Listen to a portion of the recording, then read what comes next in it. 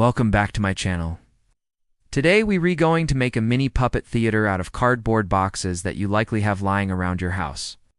This project is great for imaginative play, for sensory processing, and for getting those little hands working on fine motor skills. To get started, grab a large cardboard box and use the entire box or cut it down to whatever size you would like your theater to be.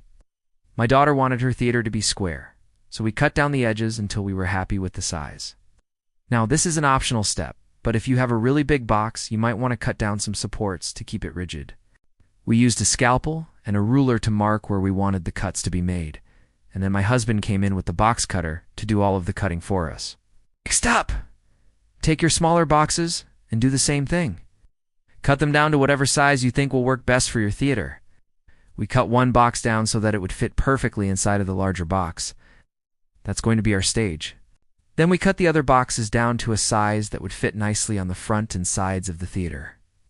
We also cut out the center section of one of the small boxes to create a roof for our stage. Now that all of the cutting is done, it's time to go ahead and assemble the puppet theater. Start by placing the stage at the bottom of the large box. Then place the side panels on either side of the stage.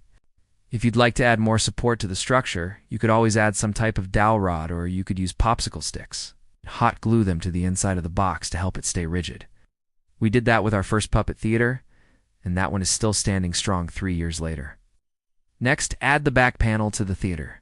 Again, if you need to add additional support to the back, you can certainly do that. Then add the roof to the top of the stage. We added some decorative elements to the front of our theater, but this is completely optional.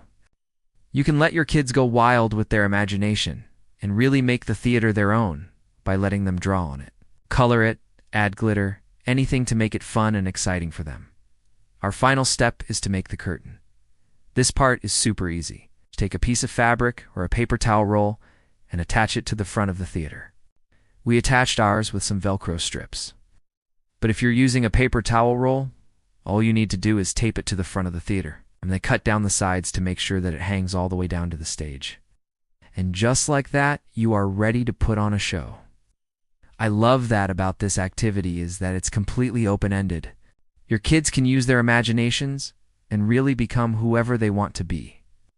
It's also great for encouraging language development as they engage in conversations with their characters and with each other. And depending on the ages of your children, you can either have them create the puppets on their own, or you can make the puppets together as a family. If you have younger children, you could even use socks or make no-sew fleece blankets to use as puppets. Another great thing about this activity is that it can be adapted to meet the needs of all types of learners.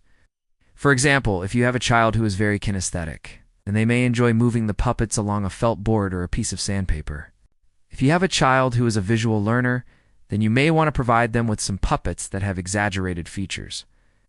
And if you have a child who is an auditory learner, then you may want to provide them with some puppets that make noise when they are manipulated.